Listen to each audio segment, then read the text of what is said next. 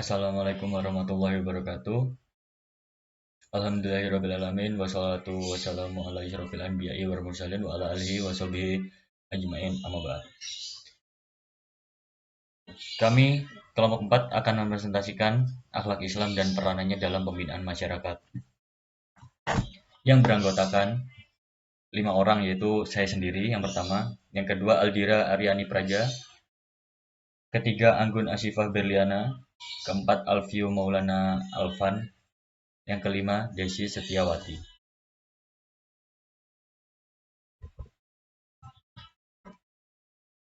Berikut penjelasannya.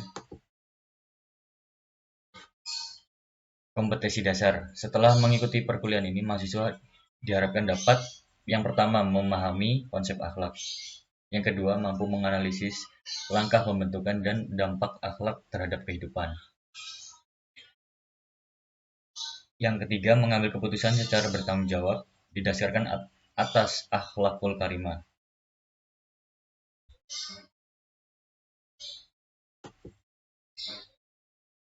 Ya, selanjutnya.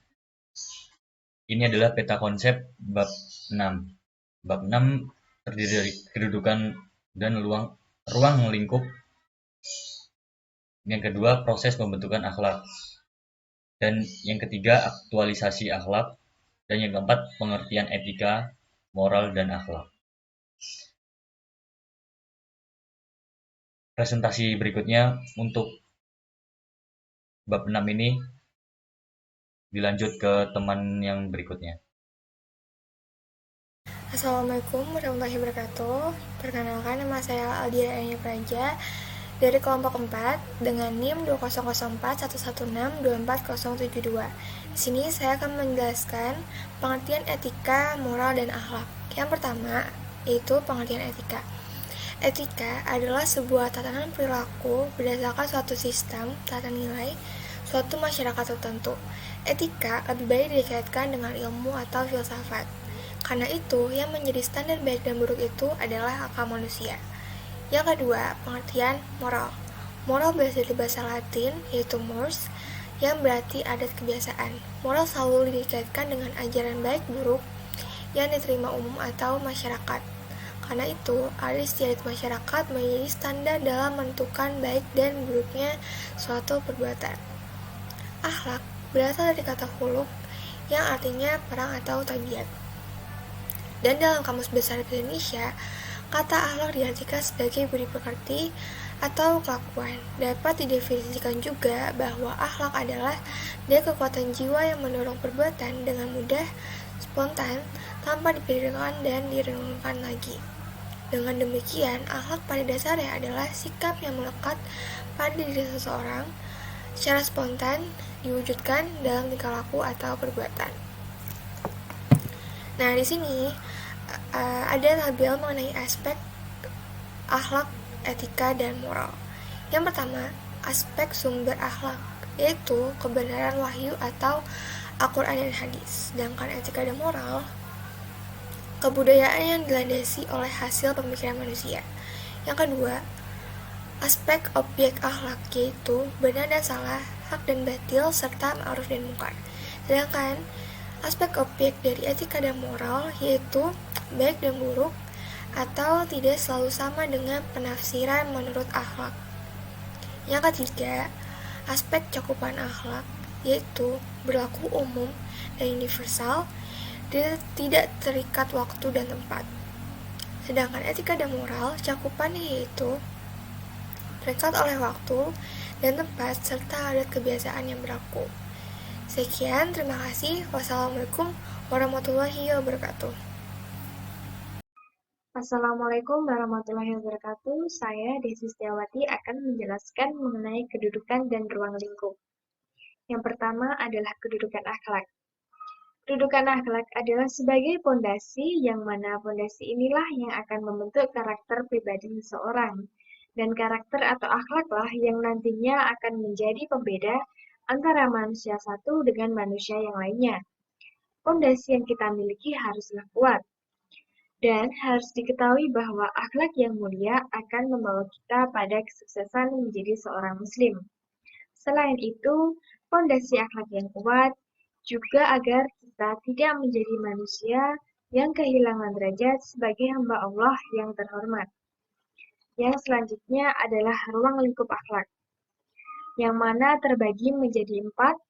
Yang pertama adalah akhlak kepada Allah, yang kedua akhlak kepada Rasul, dan yang ketiga adalah akhlak kepada sesama manusia, yang terakhir adalah akhlak kepada lingkungan. Yang pertama, akhlak kepada Allah. Akhlak kepada Allah adalah suatu kewajiban bagi seluruh umat muslim yang ada di dunia. Semua umat muslim harus dapat menempatkan Allah sebagai zat yang maha kuasa dan menjadikan Allah satu-satunya Tuhannya. Berikut beberapa akhlak terpuji kepada Allah Subhanahu wa taala.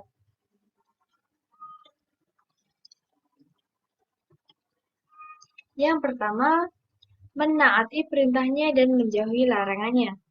Dalam pelaksanaannya, kita harus taat dan wajib melaksanakan semua perintah dan juga larangannya. Yang kedua, mensyukuri nikmatnya. Kita harus senantiasa bersyukur atas nikmat-nikmat yang diberikan oleh Allah. Mensyukuri atas pemberian yang diberikannya adalah salah satu cara agar Allah tahu bahwa hambanya masih mengabdikan dirinya kepadanya dan menerima semua dengan rasa syukur. Yang ketiga adalah tawakal. Tawakal kepada Allah adalah berarti bahwa kita telah berserah diri kepada Allah dan mempercayakan kepada Allah. Tawakal di sini bukan berarti semuanya pasrah kepada Allah Subhanahu wa taala, namun kita juga harus tetap berikhtiar dan berusaha. Dan yang kedua adalah akhlak kepada Rasul. Akhlak kepada Rasul dapat dilakukan dengan mengikuti jejaknya. Maksudnya adalah kita dapat mencontoh segala perilaku dan mengamalkan semua ajaran yang disebarkan oleh Rasulullah Shallallahu Alaihi Wasallam. Dapat juga dengan mempercayai bahwa beliau adalah Rasulullah, mempercayai apa yang ia bawa atau yang ia ajarkan, dan menjadikannya teladan dalam berkehidupan. Berikutnya yang ketiga adalah akhlak kepada sesama manusia. Berikut beberapa bentuk akhlak terpuji kepada sesama manusia. Yang pertama, berbakti kepada kedua orang tua. Perbuatan berbakti kepada orang tua adalah salah satu amal saleh yang mulia, dan perbuatan tersebut adalah yang utama bagi Allah Subhanahu wa taala. Orang tua adalah orang yang paling berjasa dalam kehidupan kita. Merekalah yang merawat, mengasuh, dan juga mendidik kita. Dalam Islam pun, anak yang durhaka kepada kedua orang tuanya akan sangat dikecam. Maka berbaktilah kepada kedua orang tua, karena mereka adalah salah satu jalan kita menuju kesuksesan. Kedua adalah menghormati yang tua dan menyayangi yang muda. Sebagai manusia biasa, kita harus dapat saling menyayangi dan menghormati. Kita dapat memberikan pendidikan kepada yang lebih muda dan bersikap hormat kepada yang lebih tua. Dan yang ketiga adalah menghormati tetangga. Dalam Islam juga diajarkan akhlak untuk dapat membina dalam lingkungan tetangga. Kita adalah makhluk sosial yang tidak dapat hidup sendiri, dan dimanapun kita tinggal, pasti kita akan memiliki tetangga. Dan apabila terjadi sesuatu terhadap kita, maka tetanggalah orang yang terdekat dengan kita, sehingga kita perlu membina lingkungan tetangga dengan baik. Dan yang keempat adalah akhlak kepada lingkungan. Akhlak kepada lingkungan dapat diartikan sebagai bagaimana kita memperlakukan semua makhluk hidup ciptaan Allah. Kita harus dapat menjaga semua ciptaan Allah, sehingga kita tidak diperbolehkan untuk merusak semua yang bernyawa maupun tidak bernyawa yang telah diciptakan oleh Allah Subhanahu wa taala. Baik, sekian atas penjelasan saya. Terima kasih. Wassalamualaikum warahmatullahi wabarakatuh. Pembentukan akhlak diartikan sebagai usaha sungguh-sungguh dalam rangka membentuk anak dengan menggunakan sarana pendidikan dan pembinaan yang terprogram dengan baik dan dilaksanakan dengan sungguh-sungguh dan konsisten. Pembentukan akhlak ini dilakukan berdasarkan asumsi bahwa akhlak adalah hasil usaha pembinaan, bukan terjadi dengan sendirinya. Pembiasaan merupakan proses pembentukan akhlak yang relatif menetap dan bersifat otomatis melalui proses pembelajaran yang berulang-ulang. Pentingnya pembinaan akhlak remaja melalui metode pembiasaan sebagai wujud dari pendidikan Islam pada remaja adalah jelas adanya. Keteladanan merupakan bagian dari sejumlah metode yang paling ampuh dan efektif dalam mempersiapkan dan membentuk anak secara moral, spiritual, dan sosial. Sebab seorang pendidik merupakan contoh ideal dalam pandangan anak yang tingkah laku dan sopan santunnya akan ditiru. Disadari atau tidak, bahkan semua keteladanan itu akan melekat pada diri dan perasaannya, baik dalam bentuk ucapan, perbuatan, hal yang bersifat material, indrawi, maupun spiritual. Refleksi diri merupakan proses terakhir dalam pembentukan akhlak, yaitu senantiasa melakukan perenungan atas semua perbuatan baik ataupun buruk yang telah diperbuat dalam rentan waktu tertentu. Dapat dipahami bahwa pembentukan akhlak merupakan usaha yang sungguh-sungguh untuk membentuk perilaku dengan menggunakan sarana pendidikan dan pembinaan yang terprogram dengan baik dan dilaksanakan dengan sungguh-sungguh dan konsisten. Akhlak perlu dibentuk sebab misi Nabi dan Rasul adalah membina dan membentuk akhlak umat manusia. Manusia diperintahkan untuk menjadikan perilaku Nabi dan Rasul sebagai model dalam sebuah aspek kehidupan. Assalamualaikum warahmatullahi wabarakatuh. Saya di sini akan menjelaskan tentang aktualisasi akhlak. Dalam hal ini, aktualisasi akhlak ada 4, yaitu menutup aurat, menolak pornografi dan porno aksi, serta menjauhi pergaulan bebas dan menghindari penyalahgunaan narkoba. Yang pertama, saya akan menjelaskan tentang menutup aurat. Secara etimologis, kata aurat bermakna hilangnya salah satu indera penglihatan. Aurat adalah anggota badan yang harus ditutup dan dijaga. Antara perempuan dan laki-laki memiliki batas aurat yang berbeda. Aurat perempuan ketika berhadapan dengan Allah Subhanahu wa Ta'ala, yaitu seluruh tubuhnya kecuali muka dan telapak tangan. Untuk tentang aurat perempuan dengan mahramnya ada 2, yaitu menurut ulama Syafi'ah adalah antara pusar dan lutut. Akan tetapi menurut ulama Malikiyah dan Hanabiyah adalah seluruh badan kecuali muka, kepala, leher, dan kedua kakinya. Untuk aurat perempuan dengan orang yang bukan mahramnya, ulama telah sepakat bahwa selain wajah, kedua telapak tangan, dan kedua telapak kaki, seluruh badan perempuan adalah aurat. Akan tetapi ada beberapa pendapat ulama yang berbeda tentang hal ini. Dalil untuk pembahasan tentang ini yaitu pada surat Al-Ahzab ayat 59.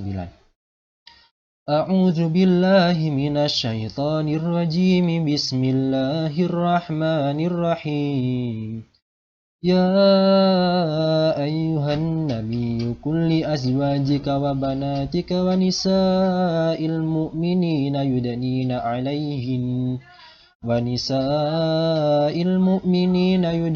'alaihinna min jalabibihin. Dzalika adna an ya'rafna fala yu'dain wa kana Allahu ghafurur rahima. Yang artinya, hai Nabi, katakanlah kepada istri-istrimu, anak-anak perempuanmu, dan istri-istri orang mukmin, hendaklah mereka mengulurkan jilbabnya ke seluruh tubuh mereka. Yang demikian itu supaya mereka lebih mudah untuk dikenal, karena itu mereka tidak diganggu. Dan Allah adalah Maha Pengampun dan Maha Penyayang. Dalam hal ini, saya juga akan menjelaskan tentang batasan aurat laki-laki menurut mazhab Syafi'i saja, meskipun ada beberapa pendapat dari mazhab lain. Karena mayoritas sebagian besar penduduk Indonesia menganut mazhab Syafi'i. Menurut Imam Syafi'i, aurat laki-laki terletak di antara pusar dan lutut, baik dalam sholat, tawaf, dan sama jenis pada wanita yang bukan mahramnya. Yang kedua, saya akan menjelaskan tentang menolak pornografi dan porno aksi. Pornografi dan porno aksi ini memicu terjadinya zina, karena 2 hal tersebut mendekatkan seseorang pada perbuatan zina. Bahkan di agama Islam, mendekati zina saja itu dilarang, apalagi melakukannya. Adapun dalilnya yaitu Bismillahirrahmanirrahim. ولا تقربوا الزنا إنه كان فاحشة وساء سبيلا, yang artinya, dan janganlah kamu mendekati zina, sesungguhnya zina itu adalah suatu perbuatan yang keji dan suatu jalan yang buruk. Surat Al-Isra ayat 32.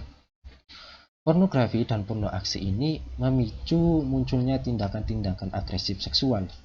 Seseorang yang kecanduan hal ini akan menurunkan kekuatan daya belajar dan memori otaknya. Hal itu telah dibuktikan secara sains yang ada.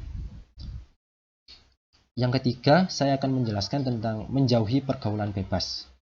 Pergaulan bebas yang dimaksud dalam konteks ini yaitu mengacu pada pola pergaulan yang lepas kontrol dan tidak mengindahkan norma-norma agama. Apabila tidak diperhatikan, maka akan menimbulkan beberapa penyakit menular seperti HIV atau AIDS.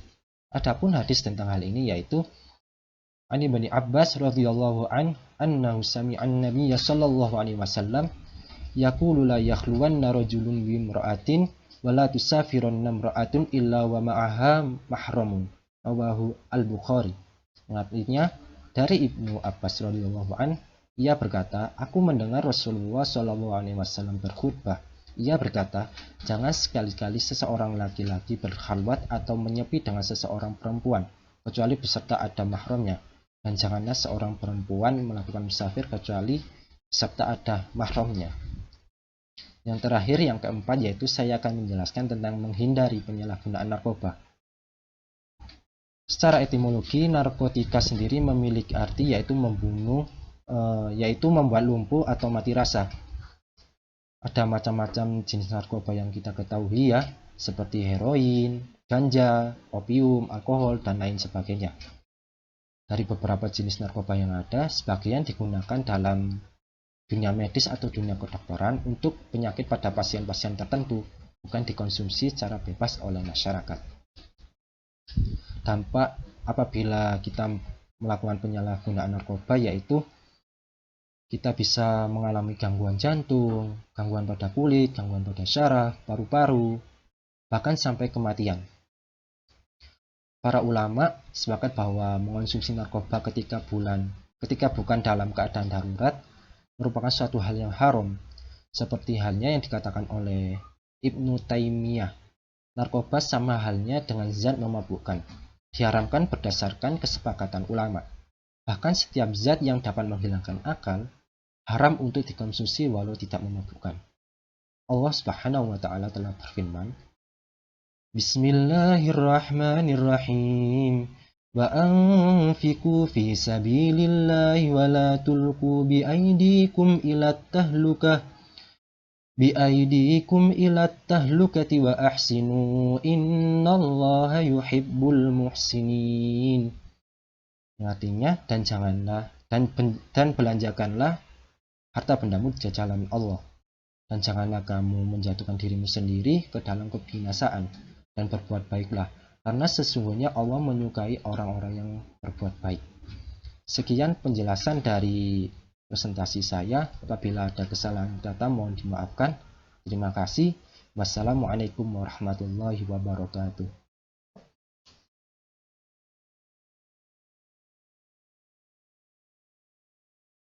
Mungkin ini yang dapat kami sampaikan dari kelompok 4. Kurang lebihnya mohon maaf. Assalamualaikum warahmatullahi wabarakatuh.